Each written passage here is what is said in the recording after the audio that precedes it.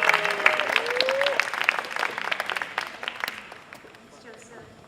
everyone. Hi. All right, let's get started. So if companies design cultures and architects design homes, then as humans, do you guys think that we should design each of our own lives? My name is Nishika Derazairo, and I am the CEO and creative director of a women's wear clothing brand called Derazairo. How do you go about designing your life?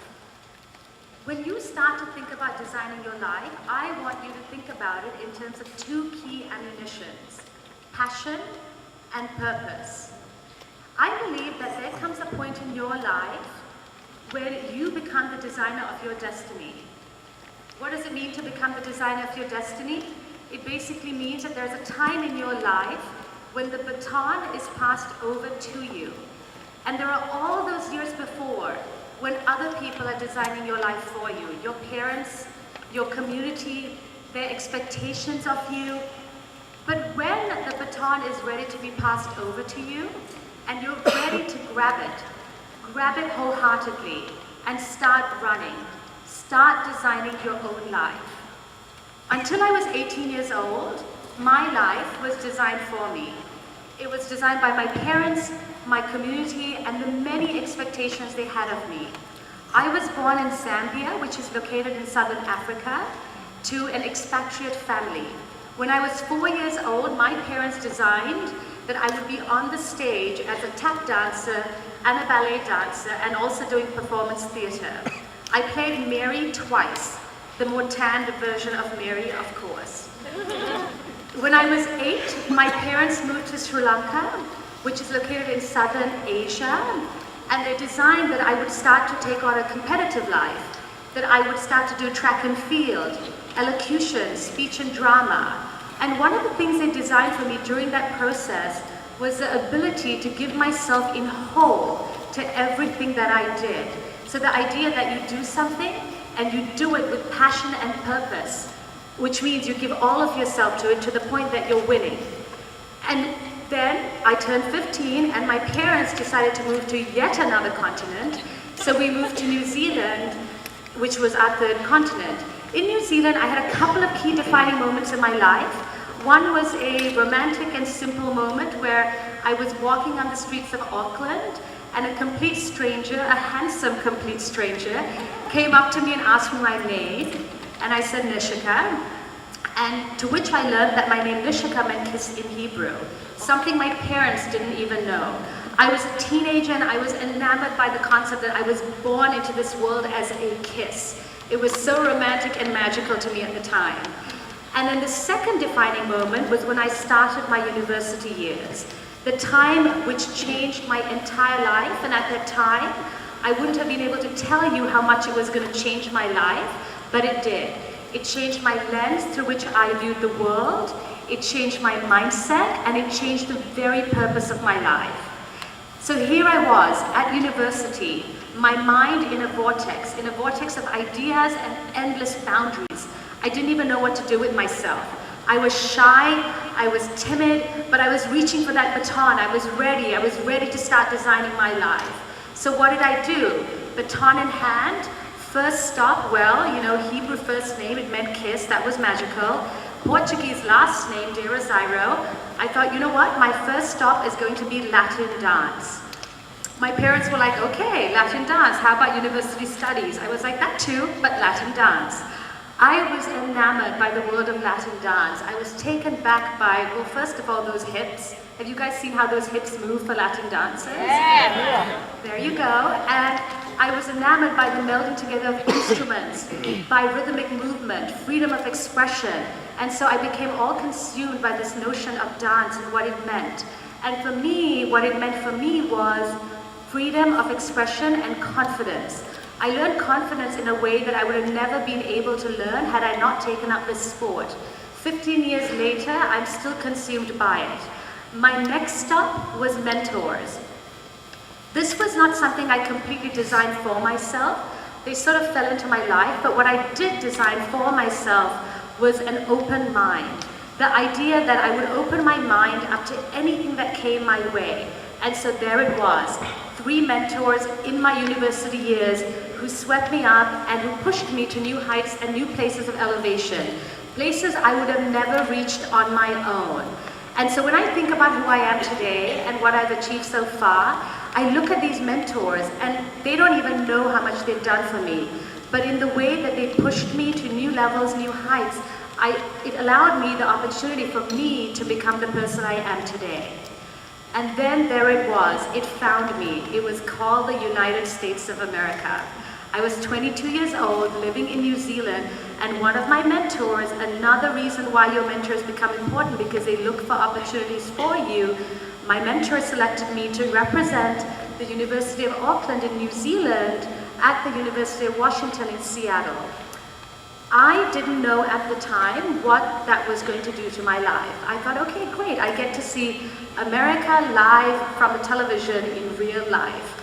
And at this point in my life, I had been to 23 countries, lived on 3 continents, yet my mind had no idea what coming to America was going to do for me. The charge of entrepreneurial spirit, the can-do attitude, the positivity, it resonated through and through, and if there was one thing I took away with me, it was that I needed to come back. So I started to design my life to come back to the US, and I did. It wasn't easy, it wasn't a cakewalk, and when I talked to my parents about it, they were opposed to it because it was so far from New Zealand. To the girl who had saved only $500 in her whole life, they thought she couldn't do it. But she's an Aries, and she's hard-headed, and she's stubborn, so she did it. What did she do? Well, first of all, she sold clothes, she sold bus passes, she sold CDs, she got herself 3 full-time jobs outside of being a full-time student at the university. She walked up this giant hill to campus on a 30-minute trek just so she could save $7 a day because you know what? It all adds up. And at the end of the 7 months, there it was. She had sold everything but her heart, her mind, and her dreams. And there it was. 7 months of hard-earned savings, $20,000 in the bank account as a student at age 23, a plane ticket and insurance documents. And on to America, there I went. So I arrived in America and I had one of the best times of my life, but it reminded me of how I got there. It's what I call the test of time. How bad do you want it? What are you willing to give up for it? And how will it help you grow? And I had to ask myself those things, and I was very certain I knew how it would help me grow, and it turned out I really wanted it bad enough to make things happen. So I arrived in America, and at that time, I reflected back to being a teenager. During my teenage years, I had been reading Anthony Robbins, Richard Branson. Do any of you guys know who those are? All right. And also the book Rich Dad, Poor Dad, which talked a lot about financial freedom. I was obsessed with this book. So the moment I got to the US, I said, destination, buy first property. So I was on my way to financial freedom, and I knew I wanted to do that test of time all over again and push myself to another place. So here I was in America with my first job and working for one of the best companies in the world, but earning an average salary for my age bracket of 25. And I decided that I needed to make sacrifices to get my first property. So what did I do? I did something very similar to how I ended up in the US. I traded in social gatherings with friends to basically sit at home, eat ramen noodles, and watch my bank account grow. And it grew. It grew really well. After a year, I had $40,000 in savings. And let me put this in perspective. The average American only saves $10,000 or less in their lifetime. Here I was at age 26 with $40,000 in savings, and it didn't just happen. Again, how bad do I want it? What am I willing to give up for it? And how will it help me grow? This marked the beginning of my financial freedom, or at least what I thought would be financial freedom at that time, and it marked the beginning of buying, selling, and leasing many other properties. I'm telling you all of this because every day that you wake up, you have a choice. You have a choice to live an ordinary life, or to live an extraordinary life. You have a choice to live a lazy life or to do something about your life. And if you decide to live with passion and purpose, then you do something with your life and you take ordinary and you make it extraordinary. There was a point in my life when I didn't know exactly what it was going to get me where it got me to. But it's because I had this test of time in my mind that it kept pushing me to places above and beyond. So what happened next? I was in corporate America for 10 years. Where did that mean I went? I worked with some of the best companies, Deloitte Consulting, Apple, Cisco, Salesforce, Levi, Chevron. It was amazing. They pushed my mind. They took me to new heights. I worked with the brightest of minds, and I had designed my life that I would get all this experience, but somehow or the other, it wasn't enough.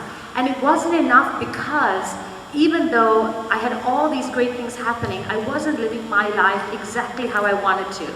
I wasn't living with passion and I wasn't living with purpose completely. I was mostly there, but I still wasn't satisfied. I wasn't all the way there. So what did I do? I started to ask myself, what do I want? And so I looked back to a very young version of myself at 6 years old where I had wanted to become a fashion designer and have a women's wear clothing brand. And at this point, I was age 33, so this was 3 years ago. And I said to myself, you know, how bad do I want it? If I want to make this happen, I'm gonna have to push myself all over again. And I did. So in my last job with corporate America, I spent 10 months working outside of my job every hour that I could. I worked till 2 a.m. every morning. On Saturdays, I'd do 16 hours. On Sundays, I would do another 16 hours. This carried on for 10 months. I read a new book every 2 weeks. I read 50 blogs a day. I walked every trade show for fashion in the country. I hired consultants to learn the industry. I went to night classes, and I learned a whole new industry. And I then designed my first collection and found a sales showroom in Los Angeles, and I was ready to quit my job with corporate America. At that point, it was an interesting walk for me because I was in an industry I didn't know all that well, and an industry I had no background in. My entire career had been in tech. I was getting headhunted all the time, and there I was, back at simple beginnings, humbling beginnings, in fact. You know, people would say to me, oh, so you're a designer, great. How long have you been working in the industry? And I'd have to say, oh, I just started. And they'll be like, oh, okay, let's see how that goes.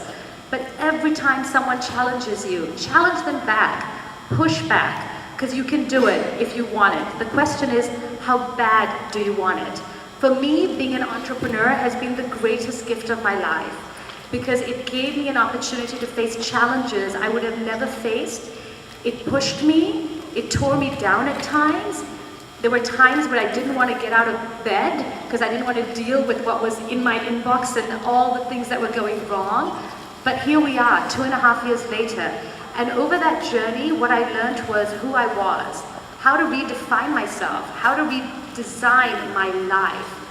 And so 2.5 years later, what are we doing? We are shipping our clothes to women all over the world so they could look, feel, lead their lives in Desiree and in confidence. We also hire women to make most of our clothes. Why women? Because clothing manufacturing in the United States is a women-driven sector of the economy, and I want to provide jobs to people locally.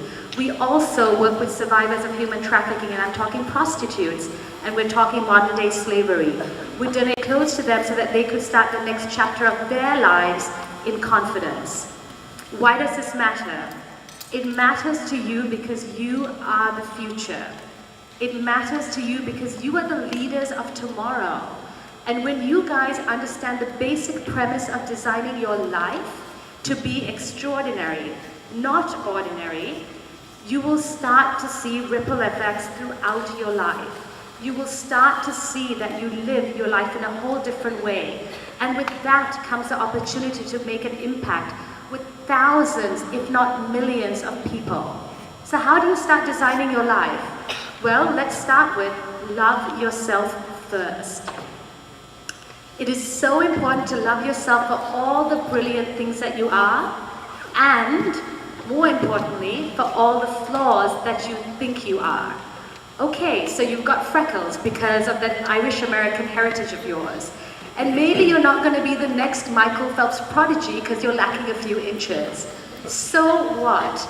You've got freckles, you're not that tall, it doesn't matter. I look at myself and I have perceived negative disadvantages.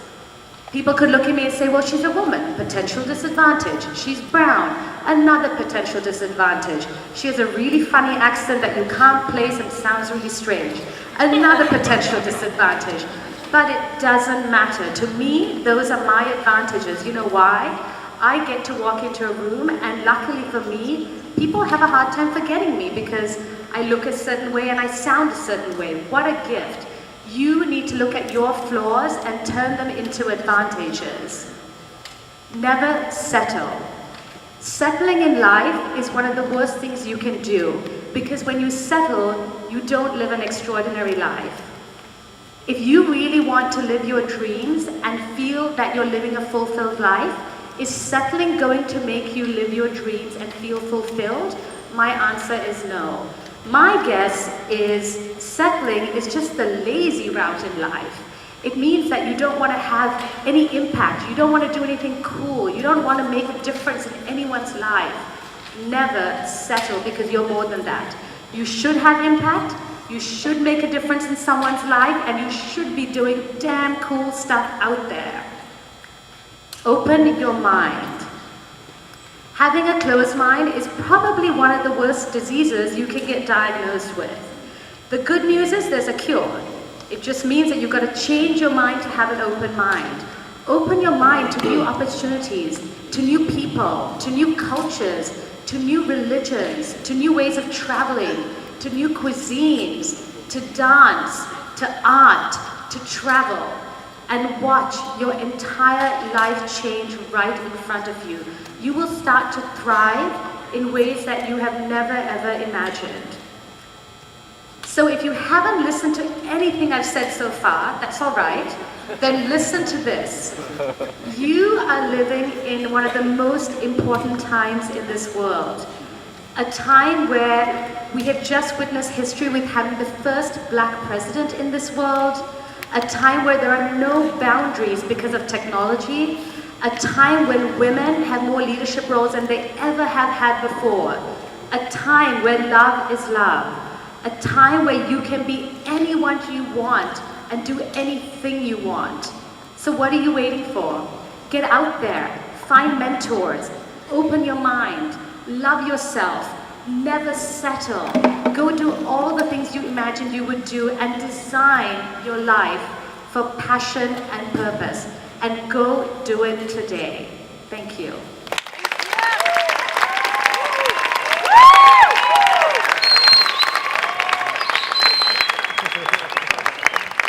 One more round of applause for Nishika.